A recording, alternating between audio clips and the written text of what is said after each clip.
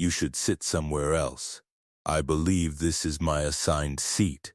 It doesn't matter what the ticket says. I always sit here." Diego Reyes didn't argue. He simply stood in the aisle, calm, steady, holding a boarding pass no one wanted to look at. 20 minutes later, the CEO of the airline would walk onto that plane and call him by name. Before we go further, type 777 in the comments and tell us where you're watching from tonight. If stories about quiet dignity and long overdue respect move you, like this video and subscribe. You'll want to see how this one ends.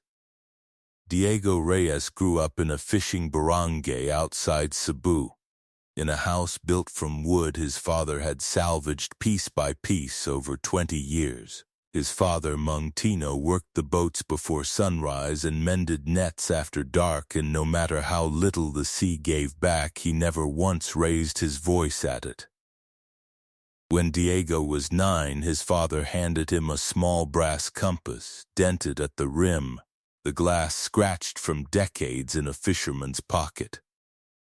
"The compass doesn't argue with the storm," his father told him. "It just holds its direction. Whatever happens around you, anak, you do the same." Diego carried that compass through university on a scholarship he'd fought 3 years to earn. Through a decade building a logistics company out of a rented office above a laundromat in Queens. Through the sleepless year he nearly lost everything when his first shipping contract collapsed.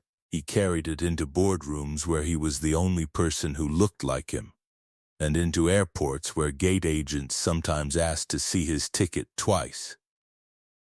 14 years later, Diego Reyes was the founder and CEO of Meridian Pacific Logistics, a company that moved cargo for 6 of the 10 largest ports on the West Coast. Nobody in the business world doubted his name, but nobody on this flight knew it yet. He boarded in a plain gray jacket, no watch, no visible logo, just a worn leather bag and the same brass compass tucked in his breast pocket, out of habit more than need. He found his row, checked the number twice against his pass, 2A, and stopped. A woman in a pale silk blazer sat angled toward the window, her handbag resting on the empty seat beside her like it had always belonged there. "Excuse me," Diego said, his voice even. "I think you're in my seat." The woman looked up, and her eyes moved over him the way people's eyes move over something they've already decided isn't worth a second look. His shoes, his jacket, his face. "You should sit somewhere else," she said, not even glancing at the boarding pass in his hand. A businessman across the aisle lowered his newspaper an inch. A couple 2 rows back went quiet mid-conversation. Nobody said anything. "I have 2A, Diego said, holding the pass slightly forward, not pushing it, just making it visible. "That's my seat." "No," the woman said with a short, humorless laugh. "This is my seat. I always sit here." "Always," she said, as if habit had rewritten the rules, as if comfort had become ownership. Diego didn't move. He didn't raise his voice. He had heard some version of those words in enough rooms over enough years that they no longer surprised him. They still landed. They just didn't move him anymore. A flight attendant approached, her name tag reading Nora Bennett. Her smile faltered the moment she read the tension between them. "Is there a problem here?" she asked. "Yes," the woman said quickly before Diego could speak. "This man is trying to take my seat." "Take." The word landed heavier than it should have. Nora glanced at Diego. "Sir, may I see your boarding pass?" He handed it over without a word. She scanned it, 2A, and something flickered behind her eyes. She didn't say it out loud. "Ma'am, may I see yours as well?" Nora asked instead, turning to the woman. The woman sighed as if the request itself were beneath her and pulled up her ticket on her phone. Nora looked at the screen. The silence stretched. For a moment, the truth stood there plainly, waiting to be spoken. Then Nora hesitated. "Let's just take a moment here," the woman said, cutting in smoothly. "There's no need to make this into a scene. You should just move him. Move him." Diego felt something tighten. Not anger. Recognition. The cabin had gone quiet in that particular way. People go quiet when they don't want to be involved but can't look away either. A phone lowered slowly into someone's lap. The newspaper across the aisle didn't rise again. "I've spent a long time stepping aside when it was easier," Diego said quietly, more to himself than to anyone else. Then, louder, to Nora, "Is there a reason she's still in my seat?" Nora's eyes flicked toward the woman, then back to him, then toward the galley curtain at the front, as if hoping someone else would arrive and make the decision for her. "I really don't understand why this is becoming an issue," the woman said, her voice tightening. "I've flown this route for years. Everyone here knows me." "I don't," Diego said. Simple, not unkind, just true. Her mouth opened, then closed. Nora finally spoke, her voice careful. "Sir, we have a few open seats further back in the cabin. We could move you there and offer some compensation for the trouble." There it was. The truth acknowledged and then quietly set aside. Diego looked at her, then at the seat, then back at her. "You're asking me to move," he said. "After confirming the seat is mine." "I'm asking for your cooperation," Nora said. "That's not the same thing," Diego replied. The line of boarding passengers behind him had begun to stack up. Someone shifted impatiently. A suitcase wheel bumped his heel. He didn't turn around. A lead flight attendant, a man with a name badge reading Gary Sinclair, arrived a moment later, drawn by the stalled boarding line. He assessed the scene in seconds, the woman seated and composed, Diego standing in the aisle, and made the same decision Nora had. "Sir, I understand this is frustrating," Gary said, "but we do need to keep boarding moving. We can offer you a comparable seat and a travel credit for the inconvenience." "You already confirmed my ticket is correct," Diego said. "It is," Gary admitted. "But we have to consider the full situation." "The full situation," Diego repeated, "is that I have a valid seat and I'm being asked to give it up because someone else prefers it." Nobody argued with that. Nobody could. "This is ridiculous," the woman muttered, crossing her arms. "You're holding up an entire flight over a seat." "Over my seat," Diego said, turning to her for the first time. The correction landed. A few nearby passengers, watching quietly now, gave the smallest, almost involuntary nods. She caught it, and her composure cracked at the edges. "You're turning this into something bigger than it needs to be," she snapped. "People like you always do." The words slipped out fast, careless, the way words do when someone has said them before without consequence. The cabin didn't move, but something in it shifted. An older man 2 rows back set down his coffee slowly. A young woman near the window lifted her phone, no longer pretending not to record. Diego turned his head just enough to meet the woman's eyes. "You saw me for less than a minute," he said quietly. "And you decided who I was." Nobody spoke. This wasn't about the seat anymore, and everyone in earshot understood it. Gary shifted uncomfortably. "Let's keep this focused," he said. "Sir, if you can't comply with crew direction, we may need to involve the captain, and ultimately that could mean removal from the aircraft." There it was. The line. The moment inconvenience became consequence. Diego absorbed the words without flinching. He reached into his jacket, slow and deliberate, and pulled out his phone. He didn't dial immediately. He simply looked at the screen for a moment, thumb resting against the glass. "What are you doing?" Gary asked, his tone sharpening. "Making sure this is handled properly," Diego said. He dialed. The call connected on the second ring. "Diego," a woman's voice answered, calm and immediate. "What's going on?" "I'm on flight 214, he said, his eyes still on Gary. "My assigned seat is occupied. Crew has confirmed it. I'm being asked to move anyway." A brief pause. "Are you safe?" "I'm being asked to comply with something I shouldn't have to," Diego said. "Stay where you are," she said. "I'll make a call." He ended it and slid the phone back into his jacket. The gesture was small. Its effect wasn't.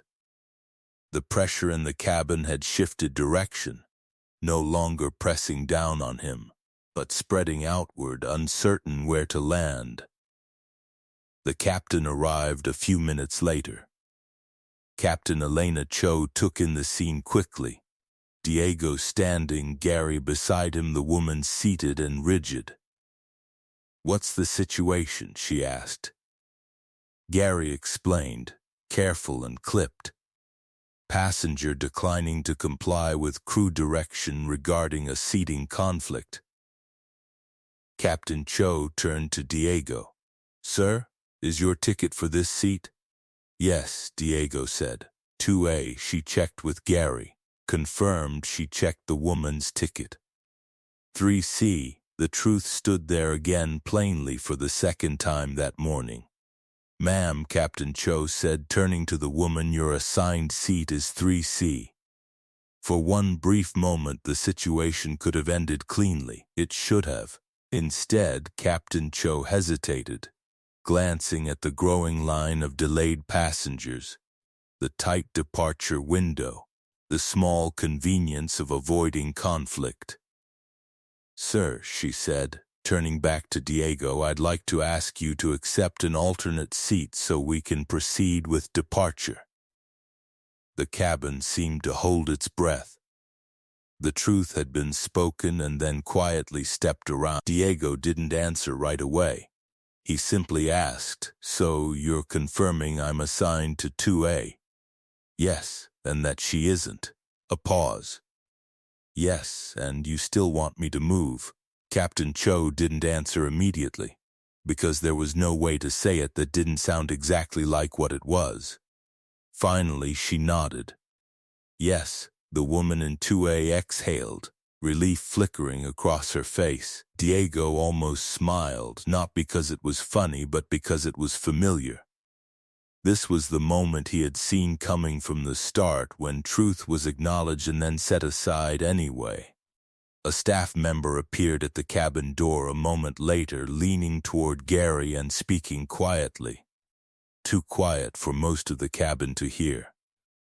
But not too quiet for Diego. Gary's expression changed. The color shifted from his face. "Executive office has been notified," the staff member said, louder this time. The words didn't need to echo. They carried weight on their own. Outside the aircraft, the ordinary rhythm of the tarmac changed. Ground crew moved with new purpose. A cart that had been rolling past the window stopped mid-path. The plane wasn't moving, but something around it clearly was. A few minutes later, footsteps approached the cabin door, measured, unhurried. The kind that didn't need to rush because they didn't need to prove anything. A man in a dark, simply tailored suit stepped onto the plane. Captain Cho straightened instinctively. "Mr. Whitcomb," she said. "Thomas Whitcomb, CEO of the Airline." The name moved through the cabin in whispers and widened eyes. This wasn't a supervisor. This wasn't a routine complaint. This was something far above it. Whitcomb's gaze swept the cabin once, the woman in 2A, Gary standing too rigid, Nora near the galley, and Diego standing exactly where he had been from the start. He walked forward and stopped in front of him. "Diego," he said. "Not a question. A recognition." "Thomas," Diego replied. No title, no hesitation, just a name, spoken like an equal. The cabin absorbed it in silence. Because now something undeniable had happened. Diego wasn't just a passenger who happened to be right, he was known. Meridian Pacific kept our cargo division from going under 3 years ago when nobody else would extend us credit, Whitcomb said quietly, for the benefit of everyone listening. "I don't forget things like that, and I don't tolerate my crew treating the man responsible for it like he doesn't belong on his own flight." Gary's certainty visibly unraveled. The woman in 2A went very still. Whitcomb turned to her. "Ma'am, you're in the wrong seat." I didn't know," she said quickly, her voice losing its edge. "You didn't need to know," Diego said, quiet, without satisfaction. "You just needed to be decent." The words landed harder than anything that had come before, because they weren't about status. They were about something simpler she had chosen not to offer. "Please move to your assigned seat," Whitcomb said. No negotiation this time. She gathered her bag with trembling hands and moved down the aisle without another word, her earlier certainty gone entirely. Whitcomb turned back to Diego. "Your seat is ready." Diego nodded once, stepped forward and sat down in 2A, the seat that had never stopped being his. The cabin exhaled, quietly, collectively. Something had resolved that was bigger than the moment itself. Whitcomb addressed Captain Cho and Gary briefly, his voice low but unmistakably final. "There will be a full review of how this was handled immediately." Then he turned once more to Diego. "This shouldn't have reached you." "No," Diego said. "It shouldn't have." Whitcomb nodded and stepped back toward the front of the plane, and with him went the visible weight of authority, though its effect remained. Nora approached a few minutes later, checking seatbelts down the row. When she reached Diego, she paused. "I should have handled that differently," she said quietly. "No excuse, just truth." Diego looked at her. There was no anger in his expression, only recognition. "Yes," he said, "you should have. It wasn't cruel. It was honest. And it was enough." She nodded and moved on. The plane pushed back a few minutes later, the ordinary hum of the cabin slowly returning, drink carts, quiet conversations, the low murmur of a flight resuming its shape. But nothing about the cabin felt entirely ordinary anymore. Every now and then, someone's eyes drifted toward 2A. Not out of curiosity, out of memory. Diego rested his hand on the armrest, the brass compass a small weight in his breast pocket, and looked out at the clouds, endless and unbothered, exactly as they had been before any of this happened. He thought of his father, mending nets before sunrise, never once raising his voice at a sea that gave nothing back some days. The compass doesn't argue with the storm, it just holds its direction. He hadn't argued, he had simply stood still. And somehow that had been enough. Word of what happened on Flight 214 reached Meridian Pacific's offices before Diego had even landed. A video, an account, a name searched and recognized. By the following week, the airline had issued a formal apology, updated its crew training on seating disputes, and at Diego's quiet request, made a donation to a scholarship fund for first-generation Filipino students studying logistics and international trade.